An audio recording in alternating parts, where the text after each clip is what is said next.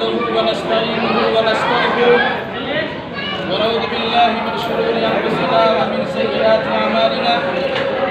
من يهده الله فلا مضل له ومن يضلل فلا هادي له وأشهد أن لا إله إلا الله وحده لا شريك له وأشهد أن محمدا عبده ورسوله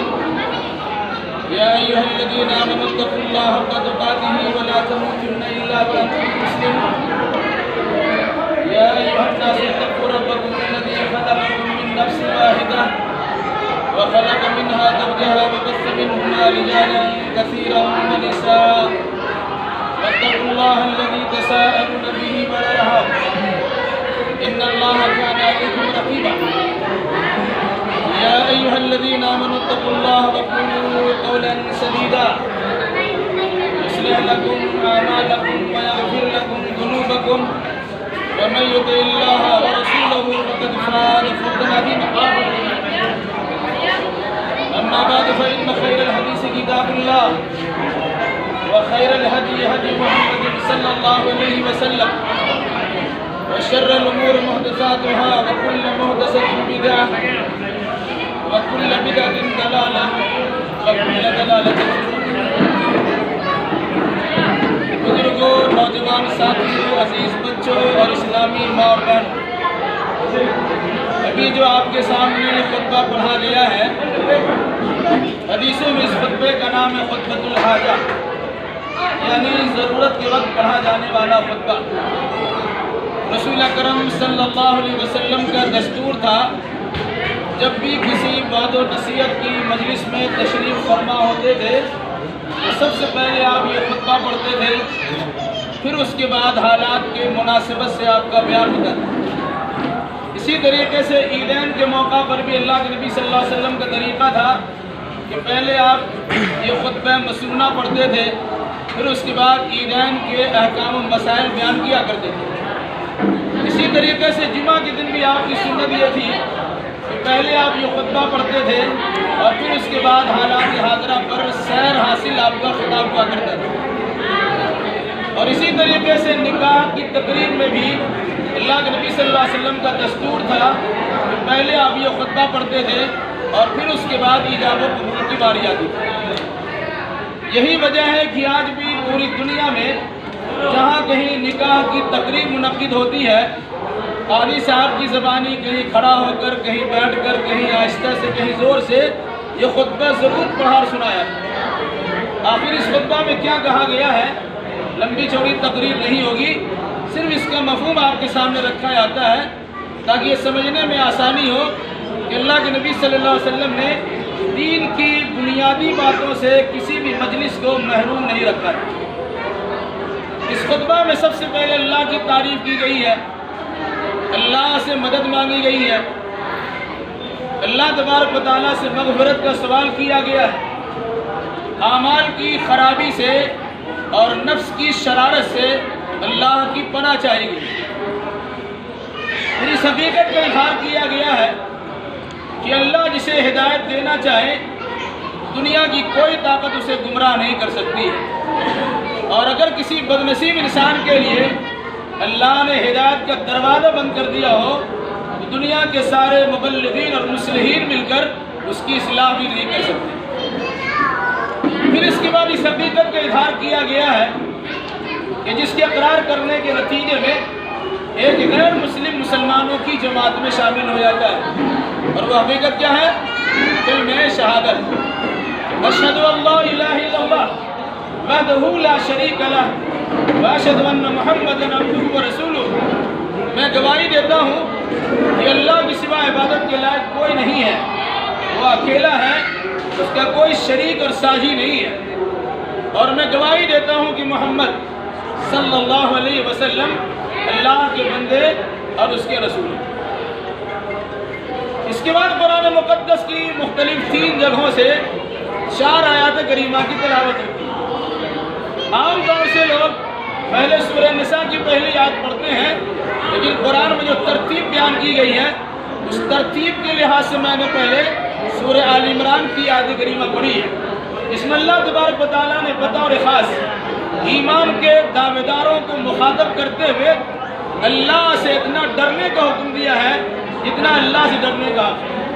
اور کوئی انسان اللہ سے ڈرنے کا حق اس وقت تک ادا نہیں کر سکتا ہے جب تک کہ اس کی پوری زندگی اسلام کے سانچے میں ڈھلی ہوئی نہ ہو۔ اس مناسبت سے کہا گیا کہ وَلَا تَمُوتُنَّ إِلَّا وَأَنْتُمْ مُسْلِمُونَ، یاد رکھنا جب کبھی اور جہاں کہیں تمہاری موت واقع ہو تو مسلمان ہونے کی حالت میں موت واقع ہو۔ دوسری آیت کریمہ پڑھی گئی جو سورہ نساء کی پہلی آیت ہے، اس میں اللہ تبارک و تعالیٰ نے دنیا کے سارے انسانوں کو مخاطب کرتے ہوئے اللہ سے ڈرنے کا حکم دیا ہے اور ساتھ ساتھ رشتہ داری کے قائم کرنے کی تاکید کی ہے اور اس حقیقت کو وعدہ کیا ہے کہ دنیا میں انسانی آبادی آئے کیسے۔ اللہ نے ایک جان کو پیدا کیا، یعنی حضرت آدم علیہ السلام کو بنایا، پھر ان کی قرابت و اجنبی پن کو دور کرنے کے لیے اللہ ان کے بائیں پسلی سے حضرت حوا کو نکال دیا، پھر ان دونوں کے میل ملاپ سے توالد و تناسل سے انسانی آبادی عورت و مرد پر مشتمل سمندر کی طرح ٹھاٹے مارتی ہوئی دکھ رہی ہے۔ کہاں اللہ سے ڈرتے رہنا اور رشتہ داری کا خاص خیال کرنا۔ اگر اس سلسلے میں کسی قسم کی کوتاہی کرو تو جان لو کہ اللہ تمہاری ساری حرکتوں پہ کڑی نگاہ رکھتے ہیں۔ تیسری اور چوتھی آیت کریمہ پڑھی گئی جو سورہ احزاب کی آیتیں ہیں، اس میں اللہ تبارک و تعالیٰ نے پھر ایک بار اہل ایمان کو مخاطب کرتے ہوئے اللہ سے ڈرنے کا حکم دیا ہے اور ساتھ ساتھ اس بات کی تاکید کی ہے کہ یاد رکھنا جب بھی بولو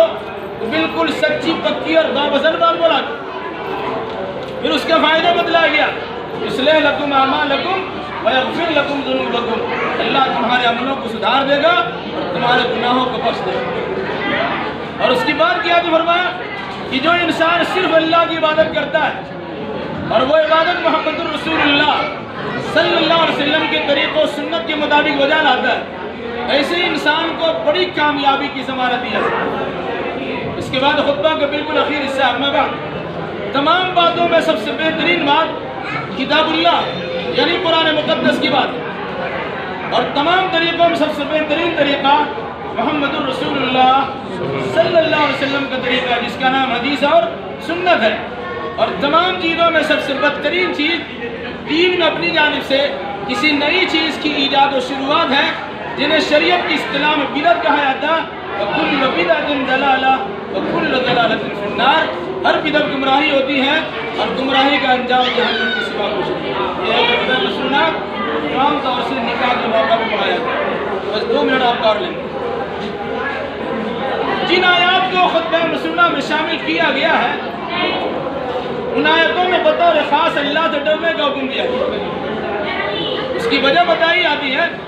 کہ انسان کو راستہ چلتے ہوئے ٹھیس لگ جائے، یہ تلوہ میں کانٹا چبھ جائے تو اللہ اللہ کی رٹ لگاتا ہے، لیکن جب اسے خوشی حاصل ہوتی ہے تو بھولے نہیں سوال۔ شادی بیاہ کی تقریب بھی خوشی کی تقریب ہے، یاد رکھنا شادی اور خوشی کا مسئلہ ہو یا غمی کی بات ہو، ہر جگہ پر اللہ کے رسول کے فرمان کے مطابق، اللہ کے رسول کے فرمان کے مطابق اور قرآنی آیات کے مطابق اللہ سے ڈر کر خوشی و غمی کے سارے پروگرام کو انجام دینے کی کوشش کرنی چاہیے۔ انہی آیات میں جو خطبہ میں پڑھی گئی ہے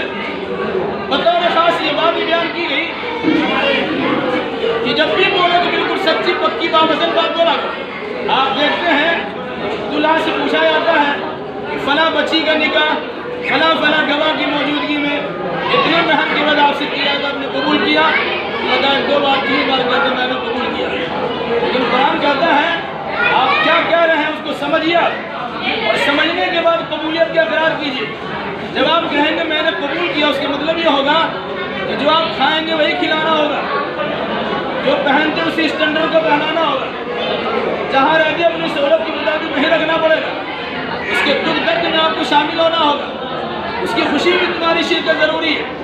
ان ساری ذمہ داریوں کو نبھانے کے لیے تیار ہو تو مجمع میں سب کے سامنے کہو میں نے قبول کیا۔ اور اگر کوئی انسان جلوت میں قبول کرنے کا اقرار کرتا ہے اور خلوت و تنہائی میں جا کے انکار کر جاتا ہے تو اللہ اس سے پہلے یاد دلا چکا ہے ان اللہ کان علیکم رقیبا، اللہ تمہاری ساری حرکتوں پہ کڑی نگاہ رکھی ہوا ہے۔ پھر اس سے پہلے اللہ تبارک و تعالیٰ یاد دلا چکا ہے جہاں نئی زندگی کی شروعات ہو رہی ہے شادی شدہ جوڑے کی، وہاں اللہ تبارک و تعالیٰ کی طرف سے موت یاد دلائی جا رہی ہے، وَلَا تَمُوتُنَّ إِلَّا وَأَنْتُمْ مُسْلِمُونَ۔ مطلب کیا ہوا؟ اگر تم نے غیر محتاط زندگی گزاری،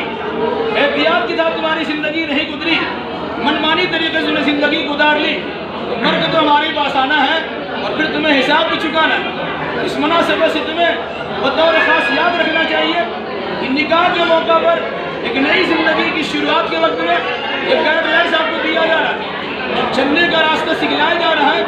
جس کی روشنی میں چلیں گے انشاءاللہ الرحمن کامیابی ہی کامیاب رہیں گے، اور اگر اس کے برخلاف کریں گے تو پھر اللہ تبارک و تعالیٰ کی بارگاہ میں جواب دینے کے تیار ہیں۔ اسی خطبہ کی اخیر میں کہا گیا سب سے بہترین بات کتاب اللہ، ہر آدمی مانتا ہے، یعنی قرآن مقدس کی بات سب سے بہترین بات ہے۔ اگر کوئی انسان قرآن کے خلاف کرتا ہے، قرآن کی بے عزتی کرتا ہے، اس کی بے حرمتی کرتا ہے، آپ اس کی آنکھ پھوڑنے کے لیے تیار، اس کے ہاتھ پاؤں کاٹنے کے لیے تیار ہیں، لیکن بڑے افسوس کی بات یہ ہے وہ قرآن ہمارے گھر میں موجود ہے لیکن ہمیں پڑھنے کی توفیق نہیں ہوتی ہے۔ ہر انسان کہتا ہے کہ سب سے بہترین طریقہ محمد الرسول اللہ صلی اللہ علیہ وسلم کا طریقہ ہے، لیکن شادی بیاہ کے موقع پر بطور خاص اللہ کے نبی صلی اللہ علیہ وسلم کے طریقے کو بالا اطلاق رکھ دیا جاتا ہے۔ اپنا طریقہ، خاندان کا طریقہ، رسم و رواج کی پابندی والا طریقہ اپنا کر اسے انجام دینے کی کوشش کرتا ہے، اور اسی میں سب سے اخیر میں بات آئی تھی سب سے بدترین چیز دین میں اپنی جانب سے کسی نئی چیز کی شروعات بدعت ہے۔ بھائیو عام طور سے دیکھیں گے آپ کہ نت نئے پروگرام بنائے جاتے شادی کے تعلق سے اور بہت سارے خرافات کو انجام دیا جاتا ہے۔ ایک طرف تو خطبہ یہ پیغام دیتا ہے اور دوسری ہمارے اعمال اور ہمارے حرکات سکنات کچھ اور بھی دیتے ہیں۔ انہی میں سے ایک چیز کی طرف اشارہ کرتے ہوئے بات ختم کر لیتا ہوں کہ آپ دیکھتے ہیں جب نکاح قبول ہو جاتا دلہا کو لوگ زبردستی کھڑا کرا کر کہیے السلام علیکم۔ بھائی آتے ہوئے سلام تو سمجھ میں آتا ہے، وہ جا رہا تب سلام سمجھ میں آتا ہے، درمیان سے کسی کو اٹھا کے سلام کرانا کیا معنی رکھتا ہے؟ اس مناسبت سے یہ بچہ تو اٹھ کے سلام نہیں کریں گے۔ ہاں ان کی وجہ سے پروگرام رچایا گیا ہے، اس مجلس کی تقریب سجائی گئی ہے، ہماری آپ کی ذمہ داری ہوگی ہم ان کے پاس پہنچیں گے اور مبارکبادی کے وہ کلمات انہیں سنائیں گے جو اللہ کے نبی صلی اللہ علیہ وسلم نے اپنے زمانے میں دلہا دلہن کو سنایا تھا۔ وہ دعائیہ کلمات ہیں، بارک اللہ لکا وبارک علیکا وجمع بینکما فی خیر۔ اللہ برکت دے، برکت کی مسلادھار بارش برسائے، خیر اور دین کے معاملات میں آپ دونوں کے دنوں کو جوڑ کے رکھیں۔ یہ مبارکبادی کلمات عام طور سے نکاح کی مجلسوں میں شرکت تو کرتے ہیں، نہ لڑکی والے کو توفیق ہوتی ہے دعا کریں، نہ لڑکا والے کو توفیق ہوتی ہے دعا کریں۔ اللہ کے نبی صلی اللہ علیہ وسلم نے زندگی کے تمام تر شعبات میں ہماری مکمل رہنمائی کر دی ہے، اس موقع پر بھی دعا سکھلائی ہے۔ وہ دعا اکثر و بیشتر کو یاد نہیں، آپ کہتے ہیں مبارک ہو مبارک ہو، یہ اپنی زبان میں کہتے رہتے ہیں۔ کیا اچھا ہوتا کہ اللہ کے نبی صلی اللہ علیہ وسلم کی سنت کے مطابق ان الفاظ کے ذریعے سے دعا دیں۔ وہ دعا کے الفاظ اللہ کی بارگاہ میں پہلے قبول ہو چکے ہیں، اگر ہم اس سے تبرک حاصل کرتے ہوئے الفاظ حدیث کی روشنی میں ان کلمات کے ذریعے سے دعا دیں گے انشاءاللہ نکاح مسعود میمون اور بابرکت ہوگا۔ بس اللہ تبارک و تعالیٰ سے دعا کی الہی تو اپنے فضل و کرم سے اس نکاح کو مسعود میمون اور بابرکت بنا دے، ان دونوں کے دلوں میں الفت و محبت پیدا کر دے، دونوں خاندان میں الفت و محبت کی جو جگہ دے، اور ان دونوں کے ساتھ ساتھ ہم تمام کو زندگی کے تمام تر شعبات میں کتاب اللہ اور سنت رسول اللہ سے مکمل رہنمائی حاصل کرنے کی توفیق نصیب فرما۔ اقول قولی ھذا واستغفر اللہ لی ولکم ولسائر المسلمین وآخر دعوانا ان الحمد للہ رب العالمین۔